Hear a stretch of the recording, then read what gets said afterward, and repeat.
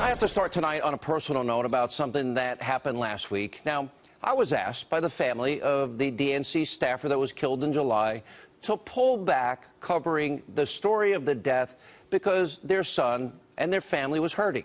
Now, their family had a consideration, seeing the pain that they were going through. They told me a number of times what was happening with them, and I was honestly glad to accommodate them because as a father, I know that I would probably never recover if I lost one of my kids. I honestly don't think it's possible. I cannot imagine the pain this family has gone through. Now, out of respect for the family's wishes, well, I decided, for the time being, not to discuss it unless there are further developments. But I also promised you, my audience, my loyal audience, that I will not stop investigating. I will not stop asking questions, and at a very high level. The bottom line here is the family wants the truth, and I think the country deserves the truth because this impacts so much of what the narrative in this country is now about, which is the left and their conspiracy theory. Now, I can report I am making progress. We will have a lot more coming probably sooner than later. And I want to address this because, well, I have now been labeled by liberals, members of the Destroy Trump media, a conspiracy theorist. Why? Let me explain. Now, as we've been telling you on this program for months, Democrats and the media continue to push the Russia collusion Trump narrative without a shred of evidence, nothing. Now, if evidence, pay close attention, if it ever does become available, we will report it on this program. However, just this past weekend, former Obama Director of National Intelligence James Clapper said he never saw a smoking gun or smoking gun evidence that collusion with the Trump campaign and Russia ever existed.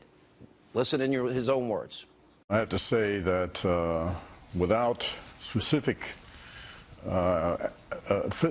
affirming or confirming these conversations, since even though they're in the public realm, they're still classified.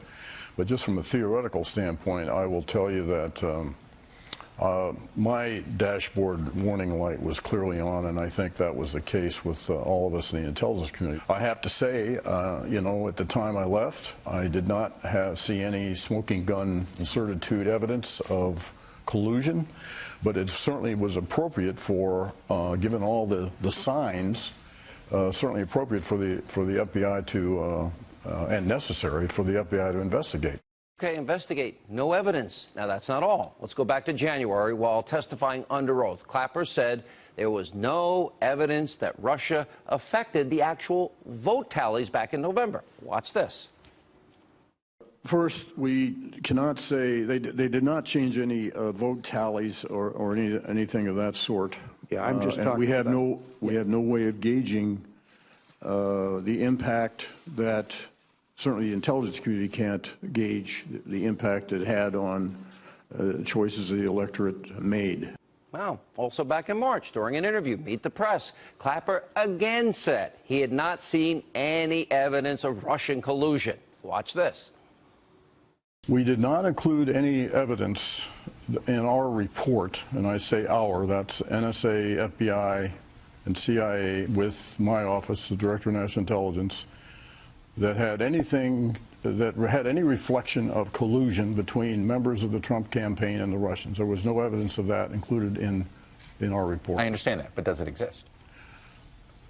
Not to my knowledge. Not to my knowledge. And Democratic lawmakers, they've also admitted, even as late as last week, they've seen no evidence of collusion whatsoever. Take a look at this. The last time we spoke, Senator, I asked you if you had actually seen evidence of collusion between the Trump campaign and the Russians, and you said to me, and I'm quoting you now, you said, not at this time. Has anything changed since we spoke last? Well, no, it hasn't. I know we need to go soon, but just to be clear, there has been no actual evidence yet. No, it has not been. Okay. No, it has not been. Dianne Feinstein, Maxine Waters. So we have no vote tallies that were actually changed. One of the top Democrats in the Senate says she has seen nothing to suggest there was collusion between the Russians and President Trump and his campaign. Now, again, if we're presented on this program with concrete evidence, collusion happened, and it hasn't been out there for months, I promise we will report on it. So tonight we ask an important question. Why has there been hundreds and hundreds and hundreds of hours of media coverage about the Trump-Russia conspiracy if there's zero evidence? Now, the funny thing is, now I'm being called a conspiracy theorist because I dared to ask questions. Now, I asked my questions based on the comments of the only one person on this earth who actually knows for sure the source of the DNC emails to WikiLeaks. As far as I know, by the way, I'm the only member of the media who has interviewed Julian Assange multiple times on radio and right here on this TV show. During those interviews, he told me repeatedly Russia was not the source of the DNC email leaks. Repeatedly. Now, we at this point, are we at a point in this country that I can't ask a question without being called a liar, a conspiracy theorist?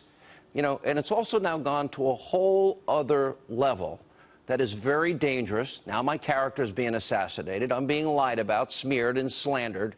And the worst part is there are many on the left that are now working hard to get me fired, get me off the air. So this voice of ours on this show, I don't force you to watch, I ask you to watch, I want you to watch, could no longer be heard. There is now a well-funded, well-orchestrated campaign against me in this particular case to silence me by attacking my advertisers. Now, this is all put together by, in part, a Clinton-founded, in part, Soros-funded, in part, group. Now, I want to tell you something. This is not hyperbole. What has been happening to me in the last week is a kill shot. They want the show canceled. They want me off the air. It's also an attempt to silence the Fox News channel and talk radio. Now, this has been a tactic that has been used against many other conservatives in the past with, honestly, a certain degree of success. And also, no, talk radio, Fox News, right now represents the only opposition voice, an existential threat to advance everything that the left wants to accomplish in the country. We're the only opposition, and of course, all of you. Now, we saw what happened to Dr. Laura Schlesinger, Don Imus, Rush Limbaugh, Glenn Beck, and now it's my head on the chopping block. Now, for the record, I am not, and I've never been, a conspiracy theorist. And asking questions does not make a person a conspiracy theorist. I'm actually curious, and I want to get to the answers. As certain families have said publicly, they want answers, and by the way, they deserve them. Now, there are conspiracy theorists on TV today, like those that work at MSNBC and CNN and ABC, NBC, CBS. And then, of course, we have all the unnamed sources, always in the New York Times, Washington Post, by the way, that are now being debunked regularly. We'll have more on that in a minute. But first, this effort has really not gone far. And the reason is all of you out there in this audience, you have shown me all of your support, and it has been extremely humbling. And because of you, now, one of my advertisers, USAA, has come back on the show because you stood up for me, free speech, in this program. You spoke out. Your voices have been heard. I'm beyond thankful. I'm beyond appreciative. I'm beyond humbled. And I want to thank all of these advertisers for sticking with us. The vast, overwhelming majority that did. Only a few didn't. And as I said many times on the show, I am against boycotts, because it's only an effort to silence speech that other people don't like. I said, if you don't like someone on TV, on radio, like, for example, Stephen Colbert, Bill Maher, and the horrific, crude, vile things they've said, you can turn the on and off switch off. You can change the dial. And the same goes with primetime conspiracy cable TV that is now like 24/7. But this Clinton Soros group that is now going after me, they have been listing every one of my advertisers. Now, they're saying it's not a boycott. Ostensibly, that's not really true in my opinion. Now, it's gotten to the point where freedom of speech in this country and the continuation of voices like mine here on the Fox News channel and on talk radio, as we know it, is in real jeopardy. There's a real risk here. And that brings us to where we are today. My next two guests, Brian Maloney and Melanie Morgan, have come up with a new group to finally fight back and combat all these attacks to silence conservatives. In the past, there's not one. Conservatives have never fought back. Now, they're calling it the Media Equality Project. They've started an operation which they call Fight Fire with Fire, and they're calling for people to, quote, stop the conservative scalping, stop the scalpings. And they're not, by the way, they're not calling for a boycott. They're just doing what the Clinton Soros group is doing.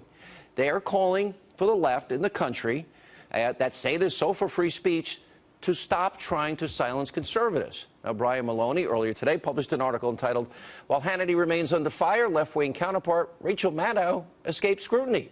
Now, this report details the extensive history of the MSNBC host, Rachel Maddow. Frankly, it's funny, I didn't know about them, floating the most bizarre conspiracy theories, frankly, I've ever heard. Now, they're doing the same thing now to Maddow that this left-wing Soros-Clinton group, who's allegedly not calling for a boycott, is doing against me. This new group has listed the advertisers. They're not calling for a boycott, and they are pointing out some of the most bizarre, conspiratorial, controversial things that have been said by Rachel Maddow. For example, let's start with a few headlines, courtesy of Newsbusters. Quote, Maddow, Trump speech sees immigrants as vicious, murdering criminals. And then watch this. It will be a notable thing that the president spent a big portion of what was, in effect, a State of the Union trying to, tell the country what vicious, murdering criminals immigrants are. And that's focusing on crimes committed by immigrants. No, he actually said some. And Maddow, Trump's speech could be a gateway drug for the KKK becoming mainstream in the GOP. Really?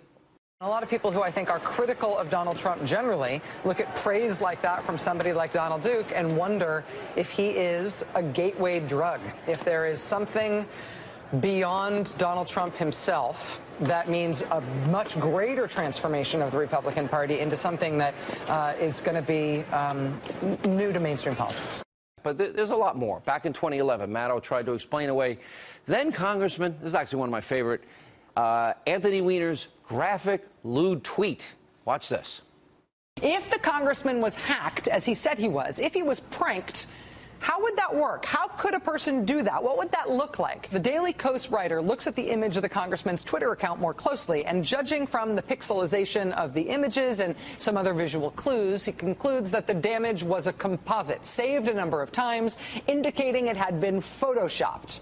For a theory with fewer steps, a number of other blogs have different versions of a theory of a potential hacking that looks at the information embedded in this controversial picture. A third, but by no means final theory, has to do with the photo sharing service that I was talking about earlier, YFrog. It's not all that hard to generate a program that would try every possible combination using your Twitter name until you got the right email address to use this service to post pictures. Now, hacking can occur, not this time. Then in 2013, in order to mitigate the role that radical Islam played in the Boston Marathon bombing, Maddow introduced several kind of bizarre conspiracy theories in this rather strange rant. Watch this. Pick your poison, right? I mean, it's the Protocols of the Elders of Zion, which Tamerlan Tsarnaev also apparently had a nice copy of. It's the Protocols of Zion, or it's 9/11 truth, or it's what Anwar al-Awlaki sold to Nidal Malik Hassan, who's now using that argument in his own defense down at Fort Bragg. It's the Boston bombing was really carried out by the government, and 9/11 was really carried out by the government, and Waco and false flags and all the rest, right? Pick your poison. There's always been an appeal to this necrotizing conspiracy theory radicalism. Now, of course, there was also that time that Maddow theorized that Republicans may be pushing assassinations as an actual political tactic. Wow, watch this. Has enough kerosene been poured on the flames that the possibility of violence, even assassination, is being posited as a real political tactic in the United States? Now, as I mentioned earlier, this is very important to me. Freedom of speech is. I'm against boycotts. I've stood up against them my entire career, even when Bill Maher was on ABC's Politically Correct. I applaud the fact that our next guests say, okay, if the left stops, they will stop. If the left starts to live up to their standard of freedom of speech, every voice should be heard, and the viewers get to decide. Now, I got to tell you, I didn't notice one single liberal cable host. By the way, Lanny Davis was the only one that stood up for me. One liberal cable host that said, let Hannity say what he wants. Leave him alone. Just like I defended I would not be a part of a Stephen Colbert boycott or a Bill Maher boycott or any of these other show boycotts. So maybe it's time. Let's stop the liberal fascism. Let's stand on the principle of freedom of speech.